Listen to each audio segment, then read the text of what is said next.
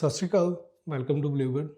Shenzhen में first time visa apply करने जा रहे हैं तो कुछ चीज़ें आपको ज़रूर पता होनी चाहिए, क्योंकि मैक्सिमम ऐसी चीज़ें होती हैं जो बाद में रिफ्यूज़ल के बाद पता लगती हैं और फिर पछताना पड़ता है। तो हम आज की वीडियो में इसी चीज़ के बारे में बताएंगे कि फ़र्स्ट टाइम ट्रैवल करने जा रहे हैं, शेंजन के अंदर वीज़ा अप्लाई करने जा रहे हैं, तो ये चीज़ें आपके लिए बहुत ज़रूरी हैं जो आपको वीज़ा अप्लाई करने से पहले पता होनी चाहिए। तो आज की वीडियो एंड तक देखें। ऐसी और वीडियोस देखने के लिए हमारे चैनल को सब्सक्राइब जरूर करें। सब्सक्राइब आप करेंगे तो हमें मोटिवेशन मिलेगा। इन्फॉर्मेटिव वीडियोस जो है हम ज़्यादा लेकर आएंगे, जो कि आपकी हेल्प करेंगे टूरिस्ट वीज़ा लेने में डिफरेंट कंट्रीज़ के अंदर और स्टूडेंट वीज़ा लेने में, क्योंकि हम टूरिस्ट एंड स्टूडेंट वीज़ा में सपोर्ट करते हैं, वर्क वीज़ा हम लोग नहीं करते।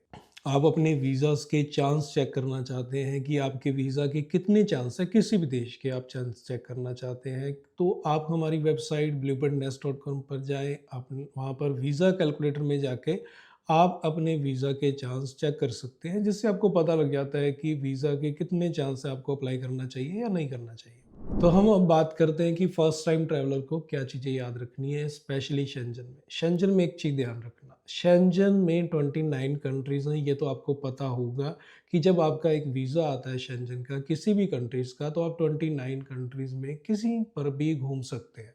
उस टाइम क्या होता है कि हर पर्सन अपने तरीके से गाइड करता है कि आपको। जब आप टिकट लेने जाते हैं तो आपको वो ये भी कहते हैं कि ठीक है, आपके पास स्विट्ज़रलैंड का वीज़ा है, आप कोई बात नहीं, आपको इटली की टिकट जो है वो सस्ती मिल रही है, इटालियन एयरलाइन जो है आप उसकी टिकट ले लो, या फिन एयर की टिकट ले लो, या लुफ्थांसा की आप टिकट ले लो, तो वो आपके लिए ईज़ी रहेगा। ठीक है, वो वाया आप जर्मनी या इटली आप स्विट्ज़रलैंड ही पहुँच रहे हैं, लेकिन ये आपके लिए प्रॉब्लम हो सकती है। वो कैसे, मैं आपको बताता हूँ।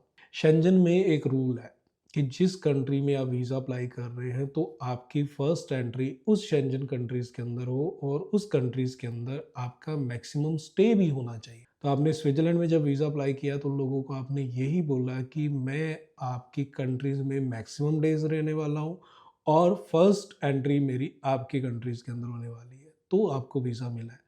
और जब आप एयर टिकट लेने गए, आपने कुछ पैसे बचाने के चक्कर में गलत टिकट परचेज कर ली। आपने वो रूट चूज़ किया जो सस्ता तो था बट लीगल नहीं था। नो डाउट कुछ लोगों को प्रॉब्लम नहीं आती है। मैंने भी कई बार ट्रैवल किया, मुझे भी ये प्रॉब्लम नहीं आई। इसका रीज़न है मैंने शेंजन में मोर देन 10 टाइम ट्रैवल कर लिया, तो मुझे प्रॉब्लम नहीं आ रही। लेकिन जब मैंने फर्स्ट, सेकंड और थर्ड टाइम ट्रैवल किया था, उस टाइम मैंने वही कंट्री की फ़्लाइट चूज़ की थी जिसमें मैंने वीज़ा लिया था। क्योंकि जब आप फर्स्ट टाइम जा रहे हो, सेकंड टाइम जा रहे हो या थर्ड टाइम जा रहे हो, तो आप इन चीज़ों को ध्यान में रखें। जब आप बार-बार जाते हैं तो आपका एक ट्रस्ट बन जाता है शेंजन के अंदर कि आप पे शेंजन ट्रस्ट कर रहा है कि आप जेन्युइन ट्रैवलर हो, आप जब आते हो तो वापस भी जाते हो। तो उस वजह से आपको वो प्रॉब्लम नहीं आती और आपको एंट्री मिल जाती है, लेकिन फर्स्ट टाइम में दिक्कत होती है। सबसे पहले आपको जो प्रॉब्लम होगी वो एयरपोर्ट पे ही हो जाएगी बोर्डिंग के टाइम पे, क्योंकि एयरलाइन ही आपसे क्वेश्चन करेगी कि आपने वीज़ा तो स्विट्ज़रलैंड का लिया लेकिन आप जर्मनी के थ्रू क्यों जा रहे हैं? क्योंकि आप जब जर्मनी के थ्रू जाएँगे तो आपकी फर्स्ट एंट्री शेंजन में जर्मनी की मानी जाएगी। आपके पासपोर्ट पर फर्स्ट स्टैम्प जो होगी वो जर्मनी की लगेगी, ना कि स्विट्ज़रलैंड की। क्योंकि जर्मनी से स्विट्ज़रलैंड ट्रैवल करना है वो डोमेस्टिक माना जाता है, वो इंटरनेशनल नहीं माना जाता है। तो आपकी इमिग्रेशन दोबारा स्विट्ज़रलैंड के अंदर नहीं होती है। ये फर्स्ट टाइम ट्रैवलर को नहीं पता होता है, जो फर्स्ट टाइम ट्रैवल कर रहे हैं, तो इस गलती की वजह से बहुत रिफ्यूजल्स होते हैं। सेकंड चीज़, बहुत कन्फ्यूज़न होती है, बहुत लोग ये डाउट क्रिएट करते हैं कि आपकी जो एयर टिकट है वो कंफर्म होनी चाहिए, आप पेड लगाओ तब वीज़ा आएगा। शेंजन कंट्रीज़ आपसे पेड टिकट नहीं माँगती हैं यदि आप इंडिया से अप्लाई कर रहे हो। वो स्पेशली ये बात कहते हैं कि आप वीज़ा के टाइम पे अपनी टिकट पेड ना करें, आप वीज़ा आने के बाद ही पेमेंट करें।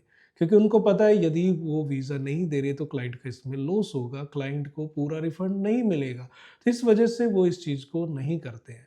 तो कभी भी आपको पेड टिकट लगाने की ज़रूरत नहीं होती। आप उसमें डमी टिकट जिसे बोलते हैं या फिर होल टिकट जिसे बोलते हैं, आप वो लगा सकते हो जिससे वीज़ा आते हैं। अब बात आती है होटल बुकिंग की। होटल बुकिंग कन्फर्म करें, वो आपको फ्री में हो जाती है booking.com पे, agoda.com पे। इस तरीके से काफ़ी वेबसाइट है जहाँ पर आप पे लेटर और पे एट प्रॉपर्टी का ऑप्शन ले लेते हैं।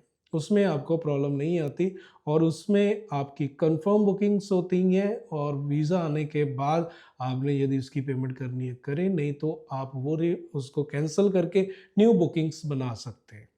तो उस तरीके से आप वीज़ा अप्लाई करेंगे तो आपको प्रॉब्लम नहीं आती और फर्स्ट टाइम ट्रैवलर इस डाउट में रहते हैं क्योंकि कुछ एजेंसीज इस तरीके से उसको एडवाइस करती हैं, वो अपनी तरफ से एक ट्रैवल पैकेज आपको बना के दे रही होती हैं और बाद में वीज़ा रिफ्यूज़ हो गया तो उसमें से काफ़ी अमाउंट वो डिडक्ट कर लेती है, वो रिफ़ंड के नाम पे कि होटल ने इतने काट लिए, इतनी अमाउंट आपकी एयर टिकट में कट गई है, इतनी अमाउंट आपकी ट्रैवल इंश्योरेंस में कट गई है। तो इस वजह से वो सब चीज़ों की जो अमाउंट कटा के आपको काफ़ी जो है लॉस बड़ा हो जाता है, लेकिन इन चीज़ों पे आपको पैसा लगाने की ज़रूरत नहीं होती।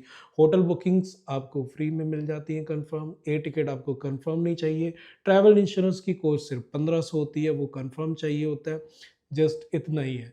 तो इसलिए आप इन चीज़ों का ध्यान रख के ही वीज़ा अप्लाई करें। जब अप्लाई कर रहे हो तो अफ़वाहों से बच के रहें। हर कोई अपने तरीके से गाइड कर रहा है, लेकिन शेंजन क्या कहता है आप उस चीज़ को फ़ॉलो करें। शेंजन के रूल्स क्या हैं आपको उसको फ़ॉलो करना होगा। तो फर्स्ट टाइम ट्रैवल कर रहे हैं और इसके साथ-साथ मैं आपको एक और चीज़ बताऊँ। आप जस्ट उन कंट्रीज़ में अप्लाई करो जहाँ वीज़ा सक्सेस रेट अच्छी है, जो टूरिज़्म को प्रमोट करते हैं। जो कंट्रीज़ टूरिज़्म को प्रमोट नहीं करती हैं, उनमें अप्लाई ना करें। कई लोग ये भी मिसगाइड करते हैं कि ये वाली कंट्रीज़ जो हैं टूरिज़्म को प्रमोट करती हैं या नहीं करती, वो ये नहीं देखते, लेकिन वो ये देखते हैं कि इसमें एप्लीकेशन नंबर कम जा रहे हैं। एप्लीकेशन नंबर कम जा रहे हैं तो उसका भी तो रीज़न होगा क्यों नंबर कम जा रहे हैं।